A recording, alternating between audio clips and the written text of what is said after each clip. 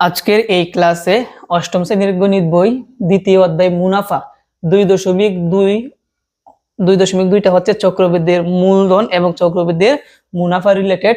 এই অনুশীলনীটা সমাধান করতে হলে আমাদের মাত্র দুইটা সূত্র মুখস্থ রাখতে হবে। কয়টা সূত্র? দুইটা। একটা হচ্ছে চক্রবৃদ্ধির মূলধন আর একটা কি চক্রবৃদ্ধির মুনাফা। কয়টা সূত্র মুখস্থ রাখতে হবে? দুইটা। তাহলে আমাদের 2.2 সবগুলো অঙ্ক সমাধান করতে হলে আসো আগে আমরা এই দুইটা সূত্র আমরা একটু ভালোভাবে বুঝি যে চক্রবৃদ্ধির মূলধন আর চক্রবৃদ্ধির মুনাফা কথাটার মানে কি। তো এক নাম্বার হচ্ছে কি চক্রবৃদ্ধির মূলধনের সূত্র। চক্রবৃদ্ধির মূলধনকে কি দ্বারা প্রকাশ করা হয়? সি দ্বারা।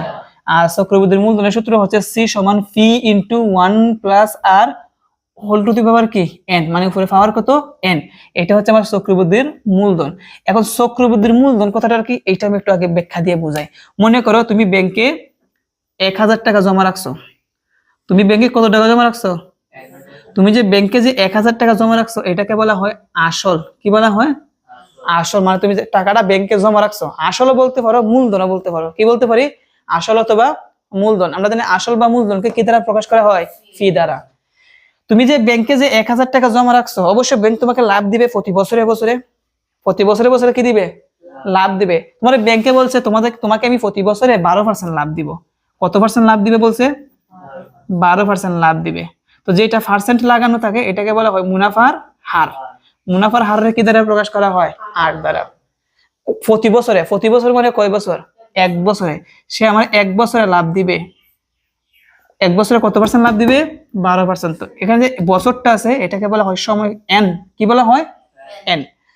এখন এক বছরে সে আমাকে কত টাকা লাভ দিবে এইটা আমরা জানবো। আর এক বছরের চক্রবৃদ্ধির মূলধন কত হয় আমরা এইটাও বার করব। বুঝতে পারছি?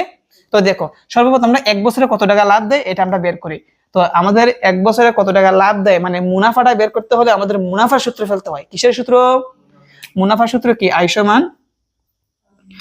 সমান ফি আর এন।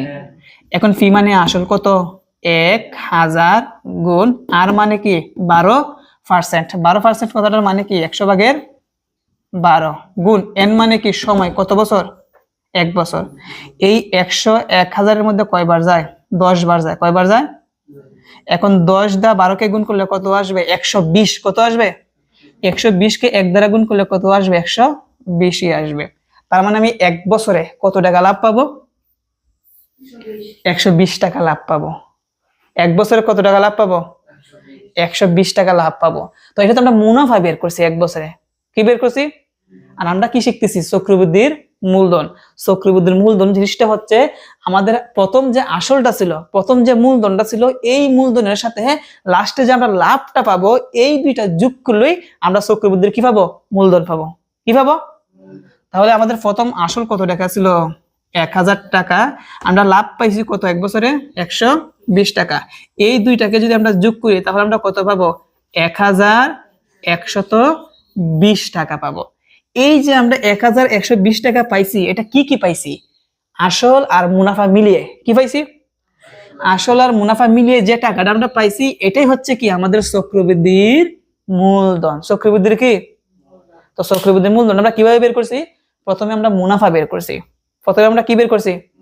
মুনাফার সাথে আমরা আসল কি করছি? লাস্টে যোগ করছি। আসল যোগ করলে আমরা কি পাবো? চক্রবৃদ্ধির মূলধন। চক্রবৃদ্ধির এই যে চক্রবৃদ্ধির মূলধনটা পাইছি এটা কয় বছরের জন্য? এক বছরে। যখনই তোমাকে চক্রবৃদ্ধির মূলধন বলবে তখন তোমরা বুঝে নিবা আমি ব্যাংকে আগে যত টাকা জমা রাখছি আর যত টাকা লাভ পাইছি দুইটা একসাথে মিলিয়ে ব্যাংকে আমাকে টাকাটা সবগুলা ফেরত দিবে। ওই টাকাটাকে আমরা কি বলি? চক্রবৃদ্ধির।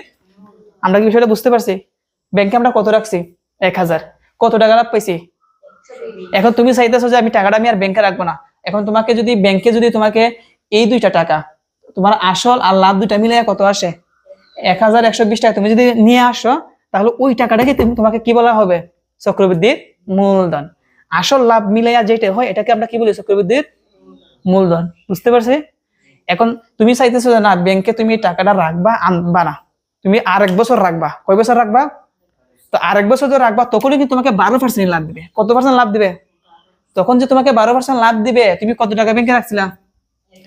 তখন কিন্তু 1000 টাকার জন্য কিন্তু 12% লাভ দিবে না। তখন লাভ দিবে তুমি যে ওই যে প্রথম তুমি লাভ পাইছো আবার আসল দুইটা মিলে কত টাকা ছিল? 1120 টাকা, এইটার উপর তোমাকে এখন 12% লাভ দিবে। তাহলে আমাদের দ্বিগুণ লাভ হবে। কি হবে? আগে তো মাত্র 1000-এর উপরে আমরা লাভ পাইছি 12%, এখন আমরা কত টাকার উপরে লাভ পাবো?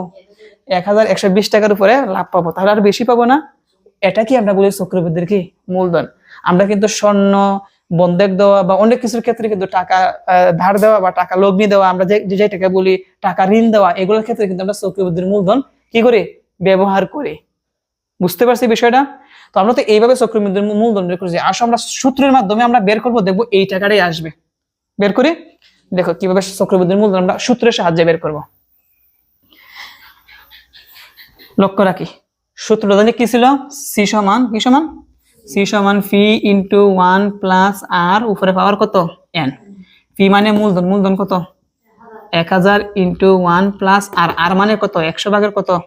কত পার্সেন্ট ছিল? 12% ছিল না? 100 ভাগের কত হবে? 12। উপরে কত? এন না? এন মানে কত বছর? 1 বছর। এখন 1000 লসাগু কত? 100। 100 একে কত হয়? 100 যোগ 100 100 মধ্যে কয়বার যায়? একবার। 1 দ্বারা 12 কে গুণ করলে 12 একে উপরে কত আছে? 1। 1000 100 আর 12 যোগ করলে কত আসবে? 112 ভাগ কত?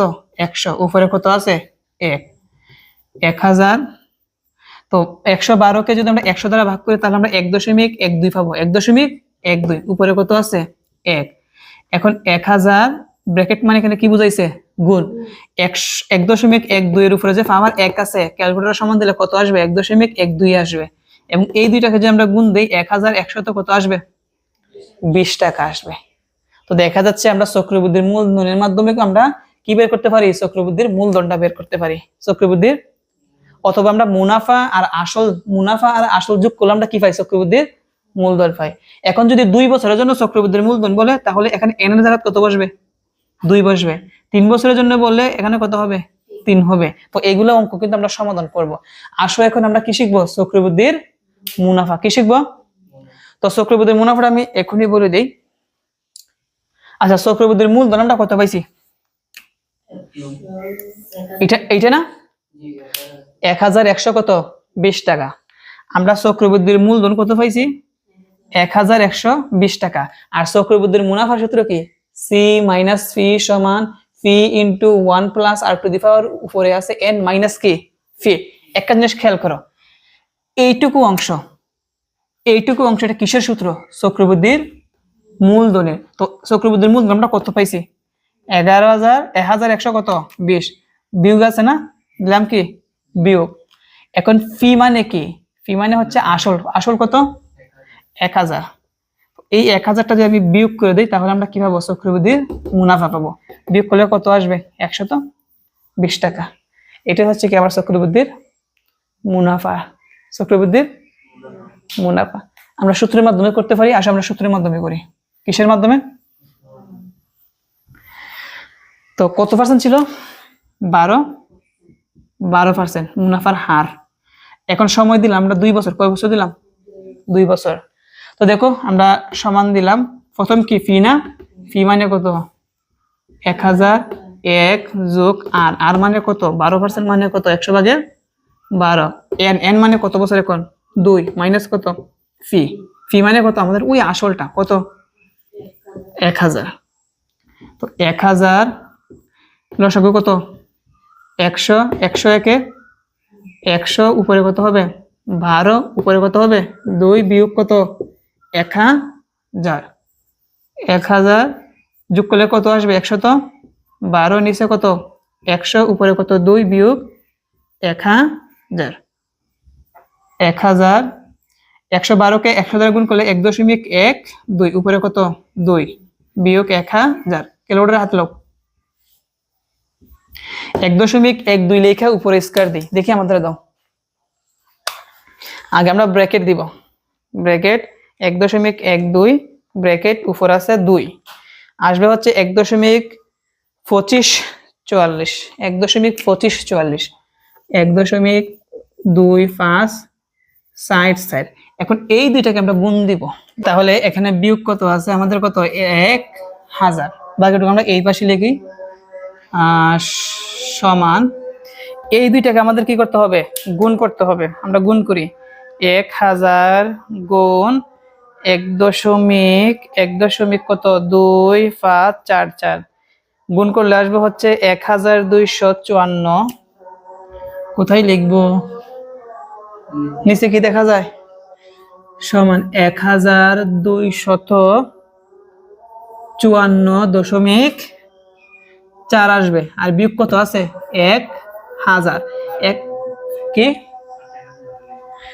এখন আমরা যদি 1000 যদি এটা থেকে বিয়োগ করি, এটা থেকে যদি আমরা 1000 বিয়োগ দেই তাহলে আমরা পাবো হচ্ছে 1000 বিয়োগ দিলে পাবো হচ্ছে 254.4। কত পাবো 254.4। এইটি হচ্ছে কি আমাদের চক্রবৃদ্ধির কি মুনাফা। আমরা এই সূত্রের মাধ্যমে আমরা কি বের করতে পারবো, চক্রবৃদ্ধির মুনাফা আমরা এইভাবে বের করতে পারবো। এটা আমরা কয় বছরের জন্য বের করছি, 2 বছরের জন্য। যদি আমরা 1 বছরের জন্য বের করতাম তাহলে কিন্তু আমাদের আসতো কত 120 টাকা আসতো। কত আসতো 120 টাকা। তো আশা করি তোমরা এটা ভালোভাবে বুঝতে পেরেছো। আমরা পরবর্তী পর্ব থেকে তোমাদের 2.2 এর অঙ্কগুলো আমরা সুন্দরভাবে এই দুইটা সূত্রের মাধ্যমে করব। আজকে এই পর্যন্তই।